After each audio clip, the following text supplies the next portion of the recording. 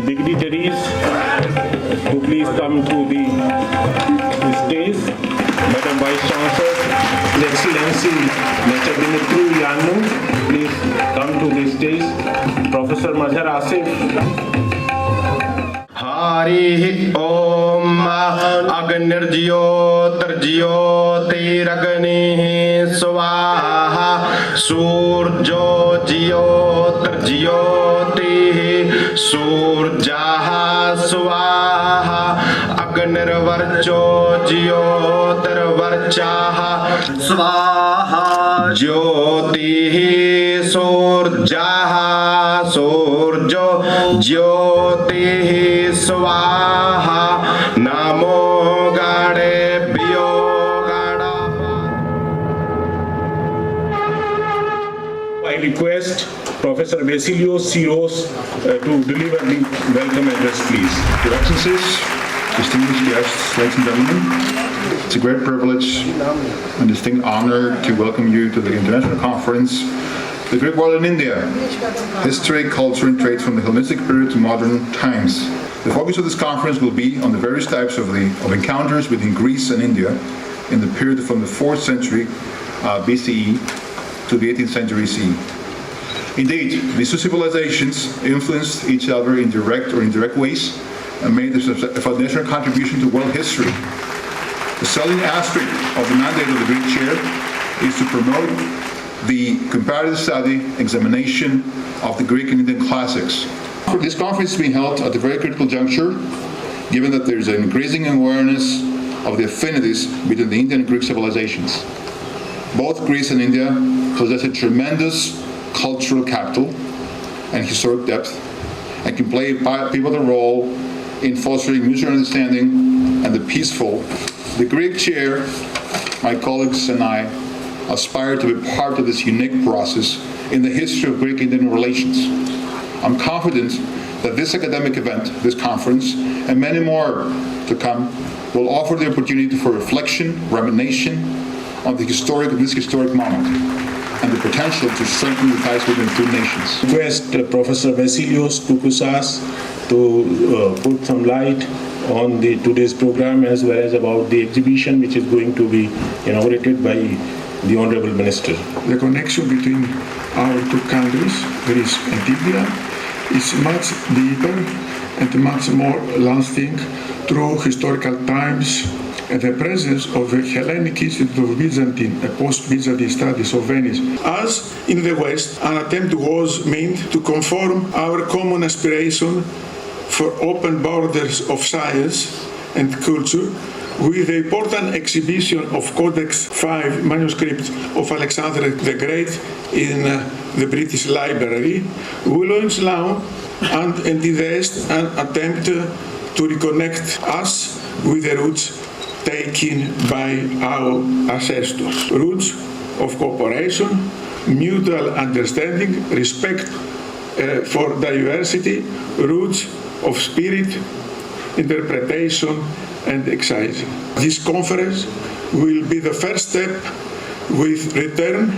and will set new dynamics in a space of shared historical experiences. Contemporary to our Sanatani culture, we had more than 62 civilizations in the world. Two of them are Greek and Persian, and these three countries are considered to be the hub of culture, language, learning, and civilization. All three epics of the world are composed here in these three lands: the Shahnameh in Persian, Mahabharata in Sanskrit, and Iliad and Odyssey in Greek. All the three epics talks about our past, about our culture, about our struggle, about our civilization. There are a number of records in Sanskrit which tells us that we had once upon a time very important cultural, political and trade relation with the Greek.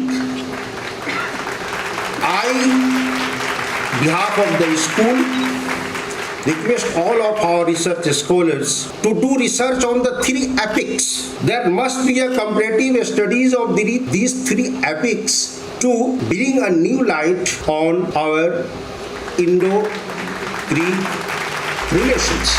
It's really a great pleasure and honor for me to address this international conference on the Greek world and India, history, culture and trade from Hellenistic period to modern times. Our university, which I have the honor to represent today, the Aristotle University of Thessaloniki, the largest university in our country in Greece. Greece and India represent two of the oldest written cultures in the world. The striking similarity between their ancient languages, Sanskrit, the language of classical literature, and ancient Greek, have inspired research into the context between the respective cultures and the subsequent establishment of the Indo-Greek states in which the two cultures created a uniquely rich synthesis. During the Roman and Byzantine times, not only trade played an important role, but also diplomatic exchanges, contemporary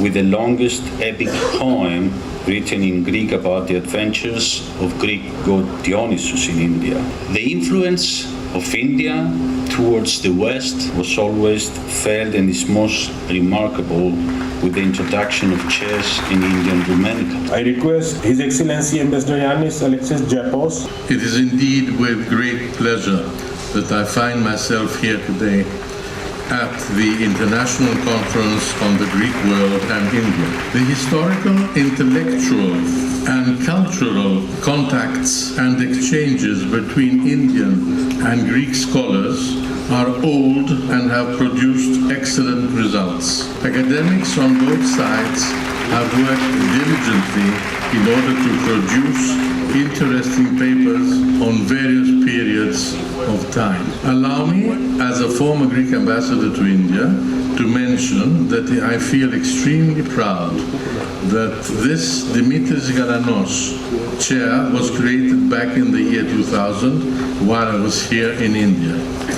It has been since a constant and important light, illuminating with its beam our common humanistic path and research. It's indeed a privilege to be here. I'm sure if I speak anything on Greek history or culture, it will be like Suraj ko diya dikhana. So I would not dare to do that.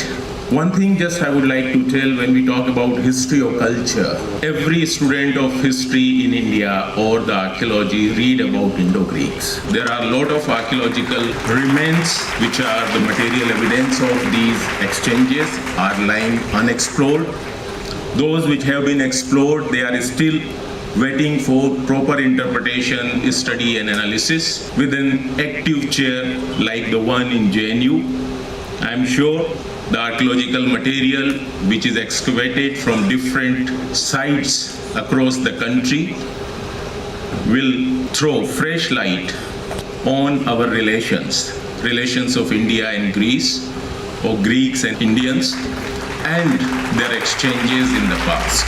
I'm very delighted to see now that we are paying attention to the medieval period. Of course, Alexander is more or less in the medieval period a kind of a myth or a king who sort of patronizes exchange. But the exchanges in the medieval times were very real. What we know in India today as Unani medicine did not come in ancient times. As a matter of fact, it went from ancient times, from India to Greece, and then it came back in the medieval times and is even now known as Unani medicine. Most of so-called medieval music from Persia, Arabia, which had a great impact in India from 13th century onwards, and changed the entire grammar of Indian music, not the music, the grammar, how you classify it, came from not only Persia but Central Asian and other regions, but all this was really Greek.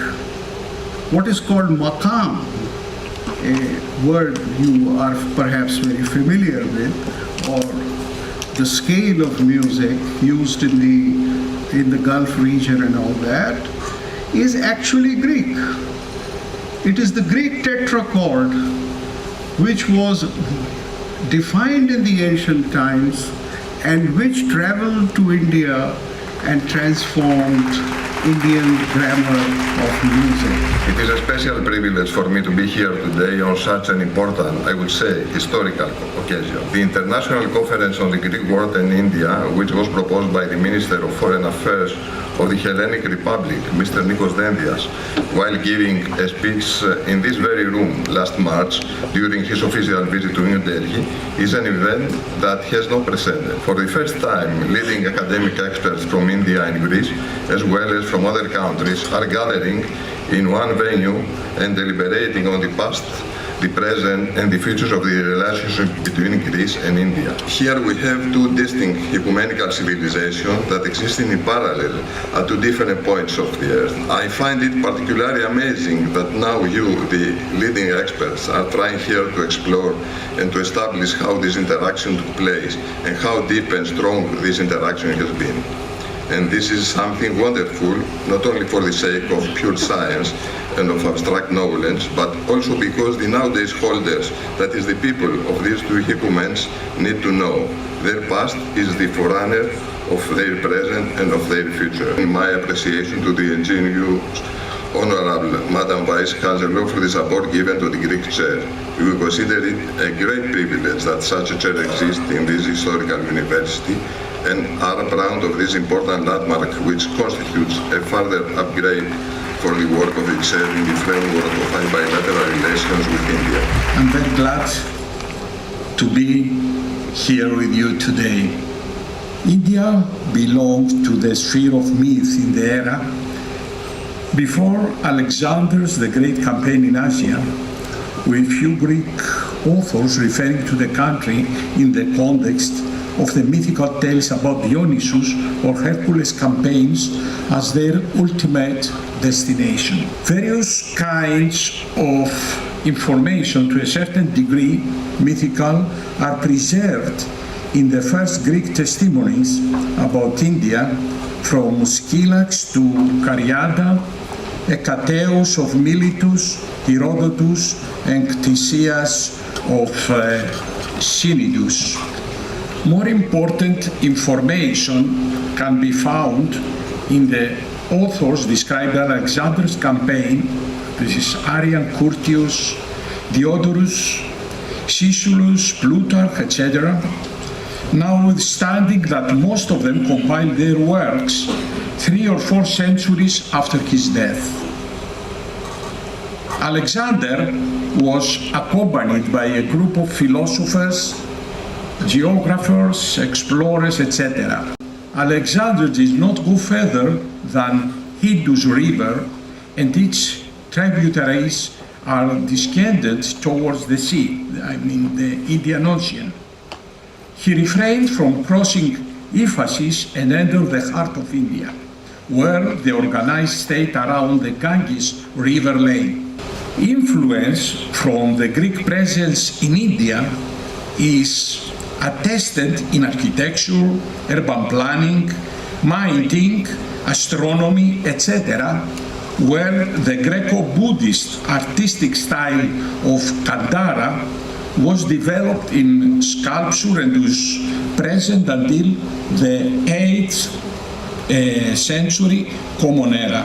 The recent years, Greece-Indian relations have been traditionally at a very good level. This is based on a number of agreements that cover a wide range of fields with a view to promote bilateral cooperation. The Greek-Indian cultural and educational relations, in particular, have been based on a cultural agreement since 1961, implemented Indo-Greek relationships. Mostly people look at time frames like as if no civilization existed before the Christ came to this earth. But here are some old ancient civilizations which were flourishing in a period which was before Christ. And that context needs to be set correctly. Somehow, if we look at the geographically on the land areas, we were connected with each other through Persia and beyond. And Greece, if you look at the geography, was never a country of the West actually. I'm making a scandalous statement, but I think someone needs to put that. So it was a bridge between the East, the Mediterranean and the West.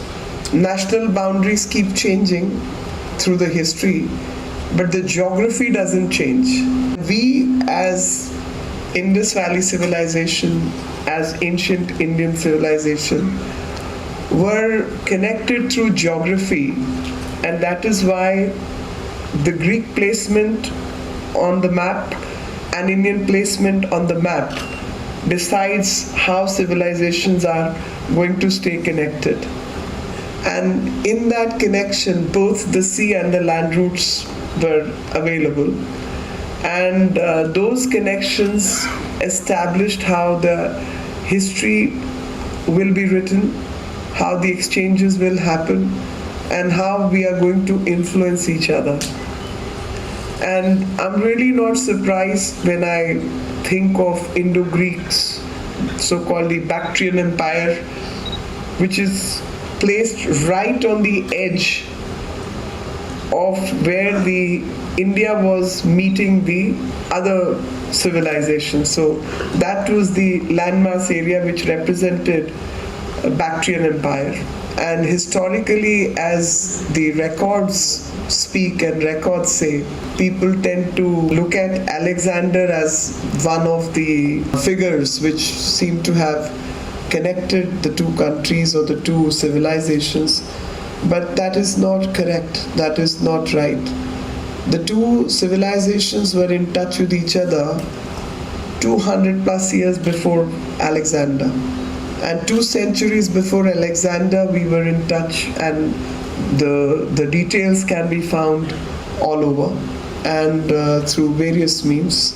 Would you imagine that Mahabharata in India, which has got more than 100,000 couplets and about 200,000 verses and more than 2.5 million words, mentions Yavana. In Mahabharata you find this word. The history, the way modern history is understood today, the modern history, I'll still call it modern because it's written by the people who colonized us. So I can also say colonized history. All our literature and some ancient books are lying with the British. As members of UNESCO, I think we all need to work together to retrieve and exchange our artifacts and books, because we are all signatory to UNESCO Convention. And considering the portfolio I hold right now, is also speaking about UNESCO as 2 heritage countries possess longest surviving civilizations. We need to work very closely with each other. If we have somebody who's a Sanskrit scholar amongst us, I would say that the Sanskrit scholar obviously would only be reading the text, but we can work with somebody who's a Samved Pati, like the Acharya of Samved. The Acharya of Samved would be someone who understands the shlokas in a certain tone and in certain time. So that is what music is. How fast you speak or how slow you speak, and when you say a certain thing and certain intonations, which is Samved is the origin of that. Now Indian music starts to get its form from Samved, and then it starts to get codified. Similarly, the theatre starts to get codified with Natya Shastra, and Natya Shastra gets to be written by Abhinav Gupta and others who put treatise on that. It could be intangible common heritage from the music format, or it could be tangible heritage in form of, say, some forts or some art style like Indo-Greek, which is now a part found in Afghanistan, but Mathura school also, which is just a few hundred kilometers from Delhi. I would request my friends from or the academicians who are here, who have greater knowledge of the subject, try to study this and start identifying projects which we can do together, identifiable, and which we can send as common heritage, both intangible and tangible. So it could be the music format, the evolution of music on Indian side, and then how it got influenced by the Greek music. We can pick on Atharved, that how Ayurveda plus Rigveda became part of Atharveda, and from where the Indian medicine system started. Indian medicine system, before that there is no medicine system. That medical system went out and came back in a certain format with alterations and changes. That could be sent as a common heritage. I think you need to identify some select project in a time-bound manner, and let's start working on those things. And send common inscriptions and common heritage. That is what World Heritage is, end of the day, all about. And we should use that as a bridge, as a link between the two countries to establish our ancient relationships and also the political proximity, and also a narrative. We had some fantastic exchanges in the old times. We would be competing, but we're understanding also and working together as well. Language can only be a tool, not a job by itself. And that collaboration must happen between different tools which we need to use. And I'm just probably crossing my line if I say Professor Mazhar Asif, if you study the ancient Persian and the sounds of ancient Persian, not the way it's written, but the sounds it makes, is very similar to Sanskrit. And Greek, of course, so many common words, if I can say common words.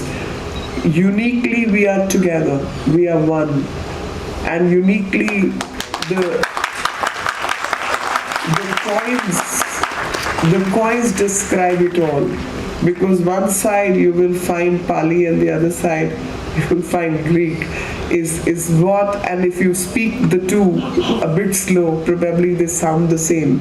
It's time to find common threads, and we should start working in a time-bound, detailed manner. So my request would be that all the scholars who are here to identify subjects and use that method to give a tangible answer that we can showcase to the world, to UNESCO, and use those platforms to speak about our narrative building also.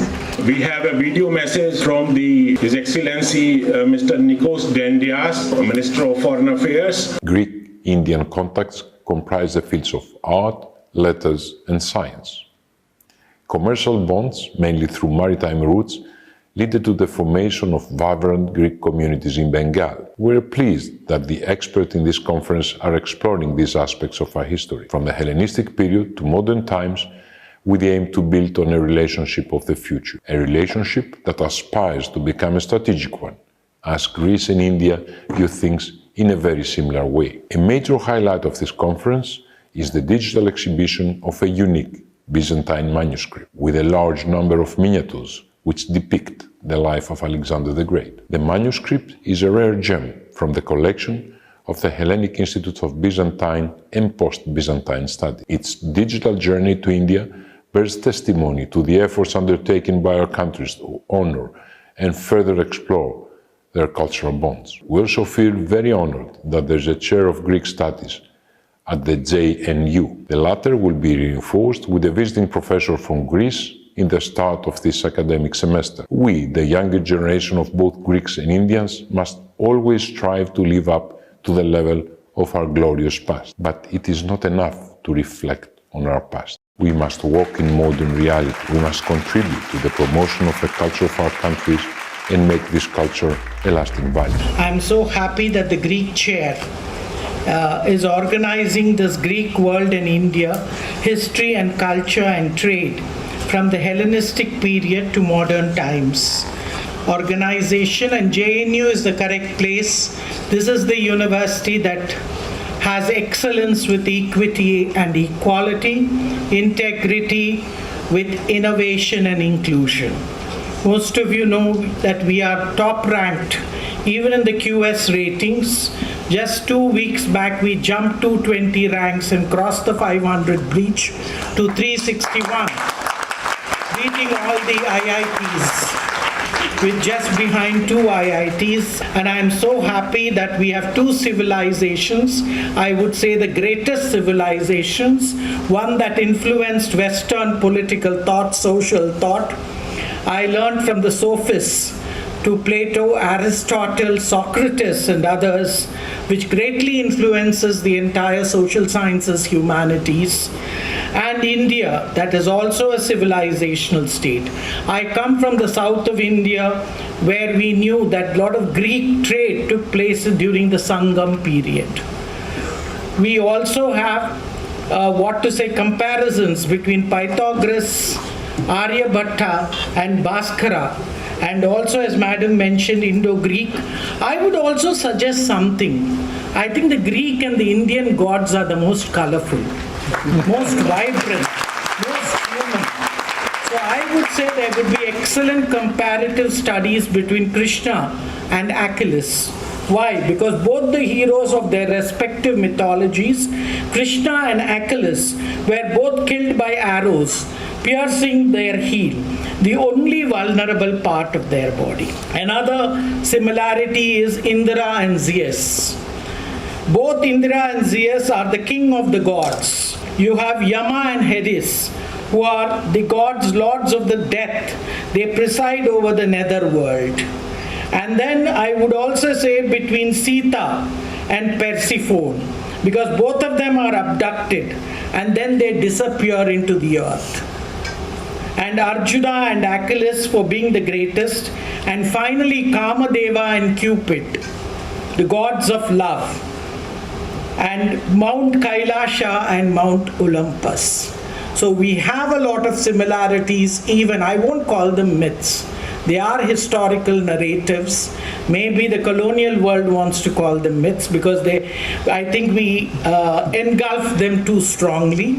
So I'm so happy here today that we have again the Greeks in India, and we are so happy to have you here. And Jawaharlal Nehru University is the place where you should be, because we meet tradition with modernity, continuity with change, realm with region, and myth with reality. Excellency wants to present book to our Honorable Minister of State.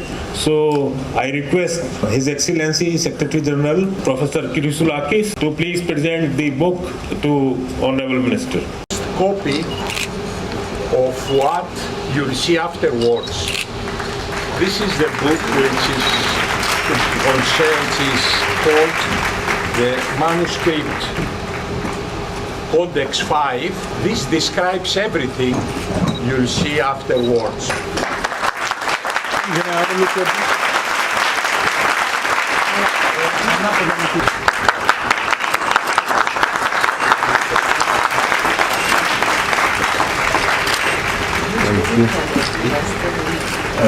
Which is symbolic to strengthen our friendship.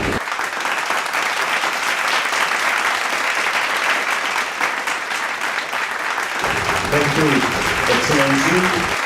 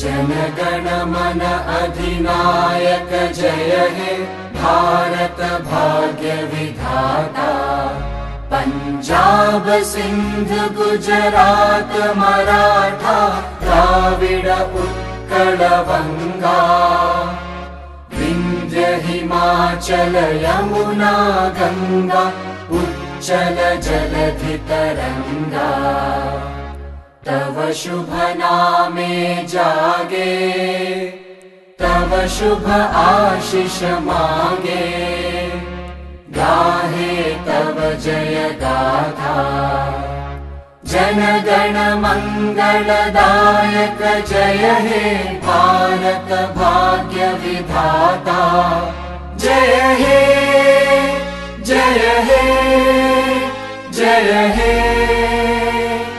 जय जय जय जय हे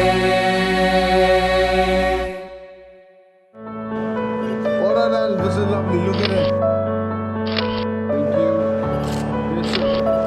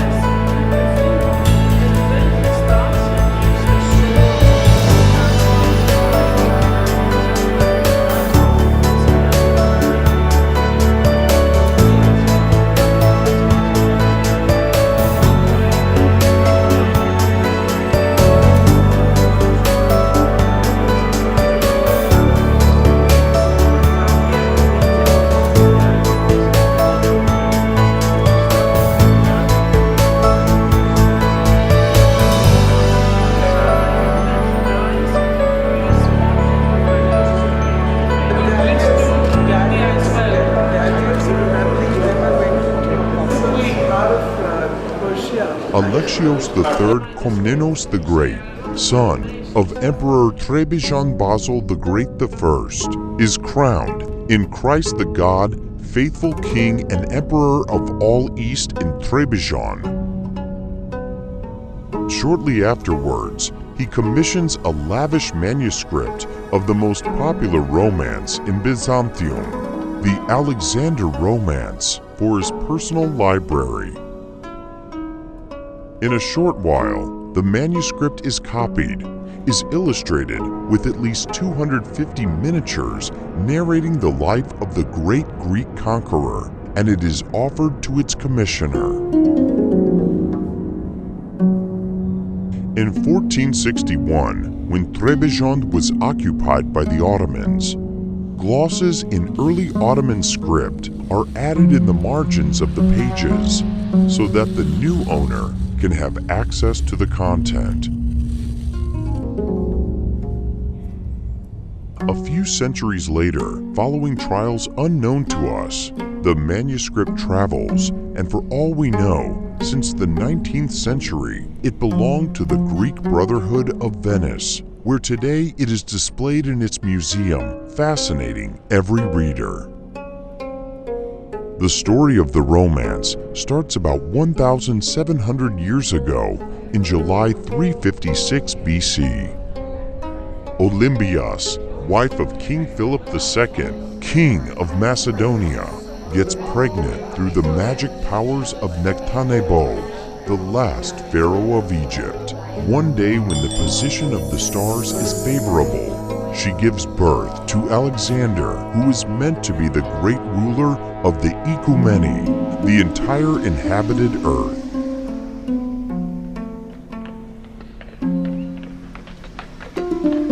Legendary Bucephalus, who would accompany him through all of his military campaigns until his death.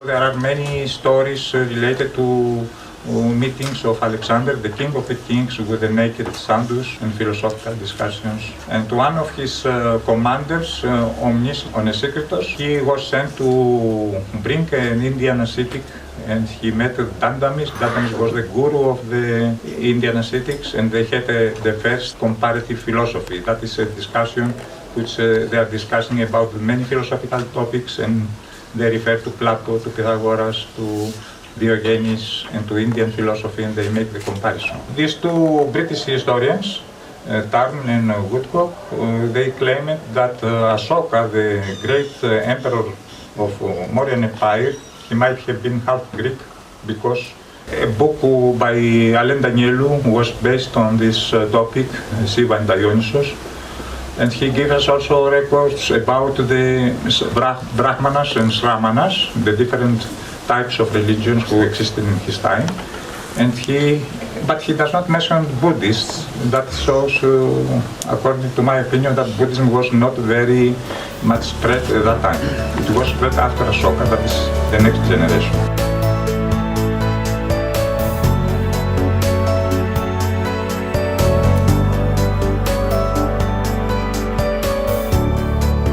Where have you lost the pace actually, especially in the contemporary times?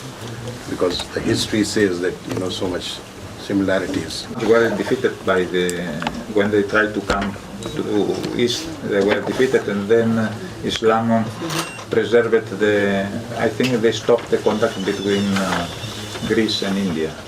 I don't know now, I would like to hear about the Byzantine times, I don't know much about this.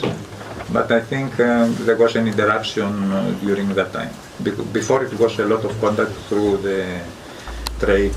Modern science and epistemology are attempting to solve the problems of human life, which are caused by temporality, decay, and the doom of historicity. On the other hand, a significant position of humanity. The civilizations of Greece and India show a real completeness, Their culture extends to all areas of spiritual activity and is rooted in both cases in a systematic metaphysics that lies at its heart and gives it meaning and pulse. In our presentation, we'll attempt to approach the notion of well-being in the two religious cultures as it is demonstrated in the two traditions based on their respective literature. That the scholars have taken insight from Aristotle. Nicomachean ethics. Yes, we accept, let's say, we begin from this notion of well-being and we go further, and well-being in Christian tradition means the union, the friendship with God. All this is not the same. The Christian point of view, the Christian conception of human being, very close with the revelation. Point of the starting in the ancient Greek thought is human being.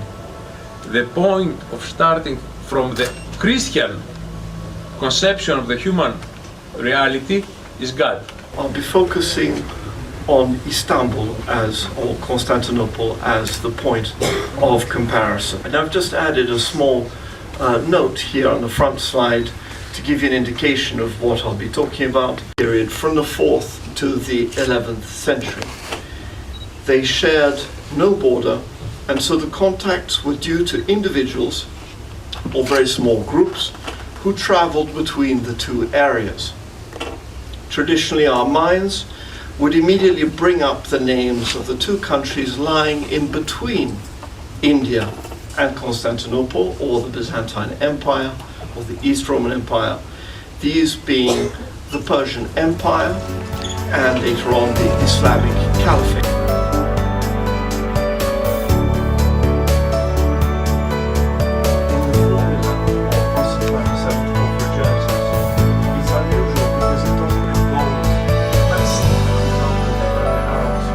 Conquest of Egypt and then the Arab conquest, so until it is 619. Which is connected with that formula. It actually says what type.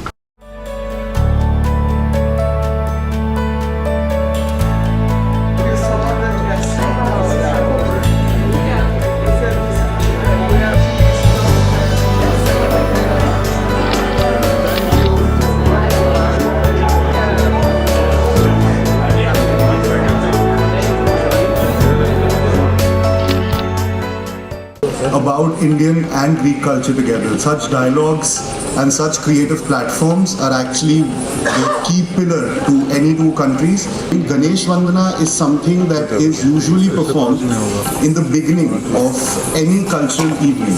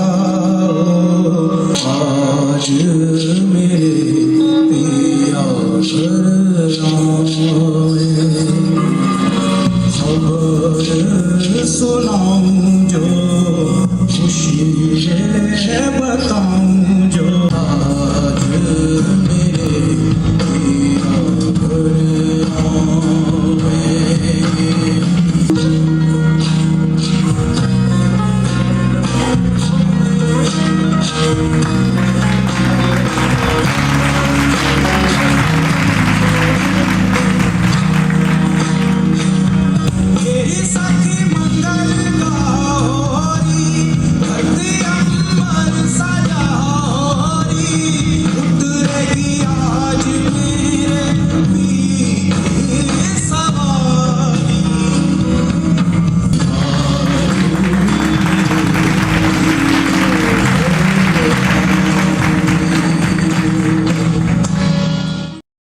the origin and early development of iconographic systems in different parts of the world. Some years ago, I authored a study on this particular statue that you see in front of you, which is a statue of a goddess by the name of Hariti. Hariti statues were usually placed in front of Buddhist monasteries, at the entrance to Buddhist monasteries in Gandhara and in the rest of the Mahayana world. So in many monastic establishments, whether in Odisha or in Bengal or in Andhra Pradesh or in Telangana on the southeast coast of India, all the way through up to Gandhara, you would normally have a Hariti statue at the entrance. Indeed, if you go to Nepal, to the Kathmandu Valley, even now, you will see that there are active shrines to Hariti near the stupa.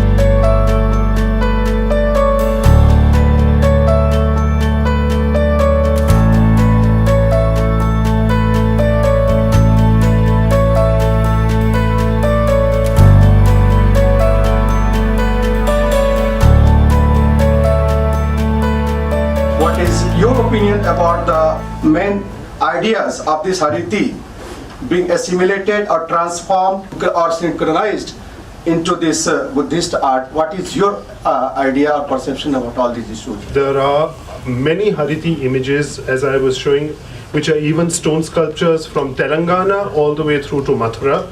There are examples in terracotta from Chandraketugad and from Bangladesh which have been found. The cult is still active in Nepal, where she is still worshipped. So in mainland India it is there. She was so powerful and dominant a figure that Buddhism could not ignore her and she could not be left out of the Buddhist pantheon. And so the Buddhist pantheon had to adopt her because she was so popular.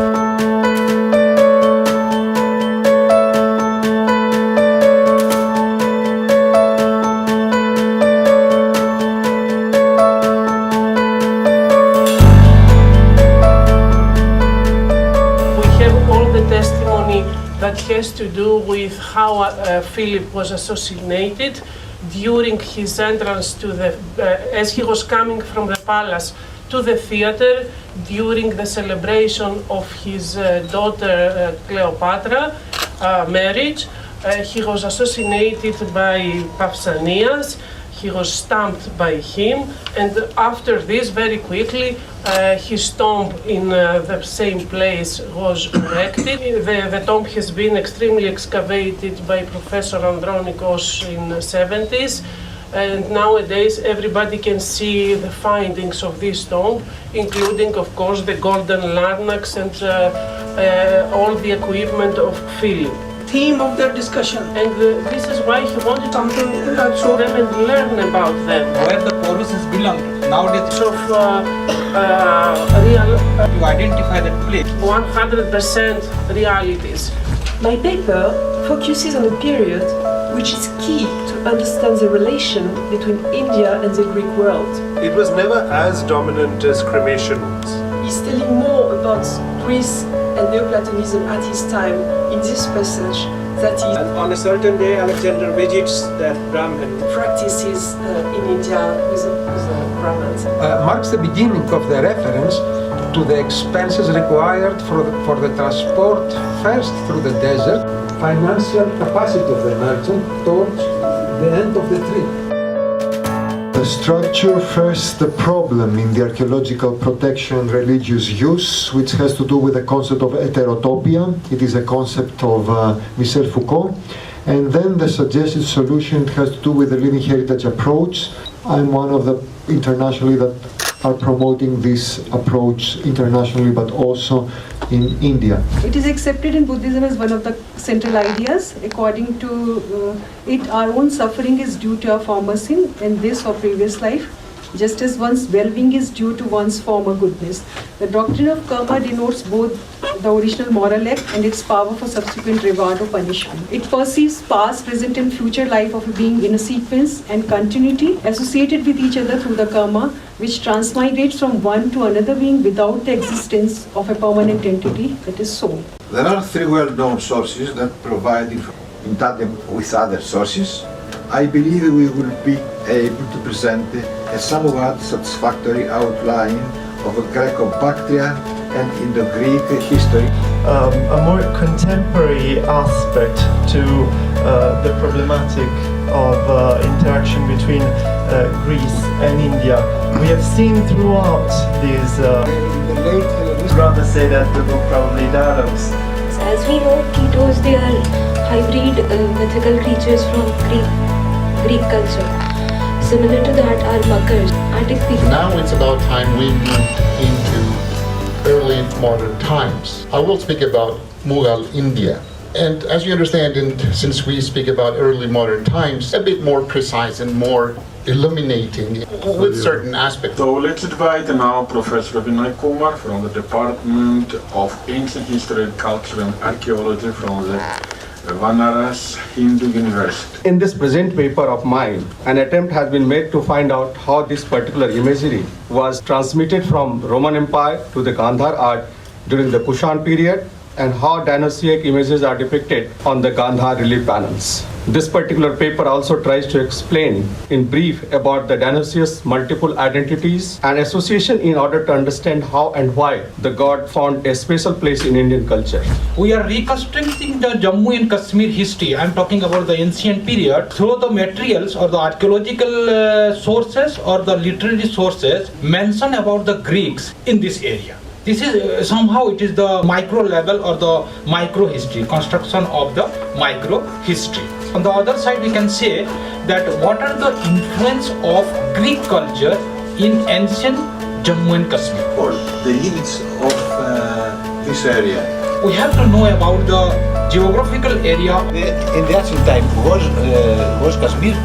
Yes, sir, it was a part of India, sir. Historical contextualization, and then of course this is also the beginning of the dialogue. So where basically we can understand the situation of this very rich and diverse kingdom. One Belt, One Road initiative by Chinese government, which was initiated in 2013, again to revive the old Silk Road.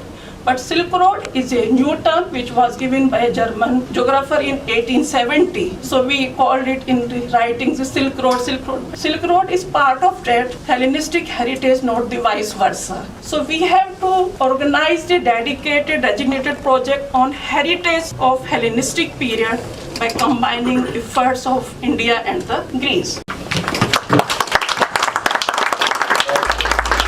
It's an undoubted assertion. It's a fact of the matter that Greece at one end and India at the other, they constitute the pillars on which world civilization actually developed. So they are the roots of that very great tree which today has its branches all over the globe.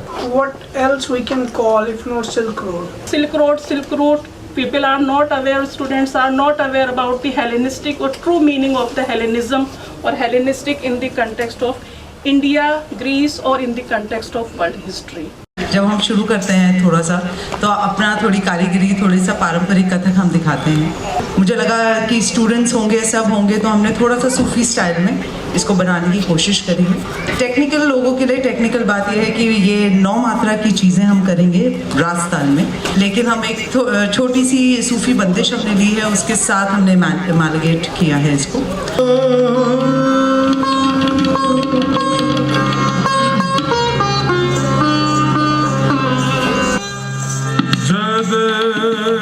चतुर श्रृंगार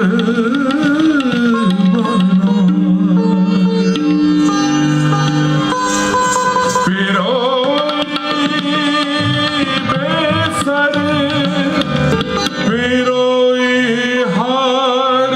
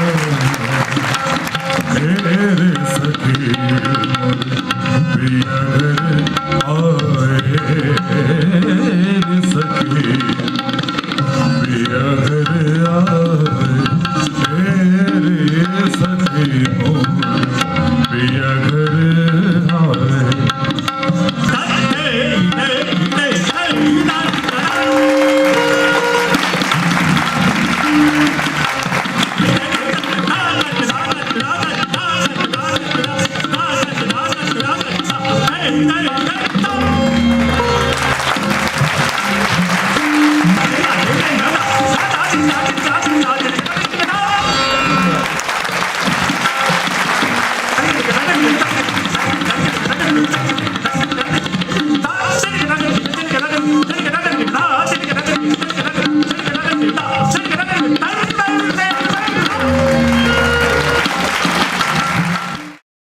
offer 3 scholarships. The JNU student who is serious about the journalist, media studies, a big project about the relation between the Greek civilization and the Indian civilization. These two civilizations, very, very old, very important for all the world, not only for the Indians and the Greeks. Friends, we've changed a number of great ideas and I hope we can work together. The chair is open. We're always welcome people to visit our center, the library. We hope we have a collection next year. And Ms. Sakhav and myself, we're always happy to receive feedback, proposals, ideas, suggestions. Thank you very much. We know all this, that there was a lot of cultural interactions not only by the political causes but by the interaction of the common people so there was a new type of culture which emerged. I am very grateful to all of you to be here and to give this opportunity to all of us to hear all of you, and the continuation of this conference is till September next year. We will be sitting again in Venice, in the Hellenic Institute of Byzantine and Post-Byzantine Studies.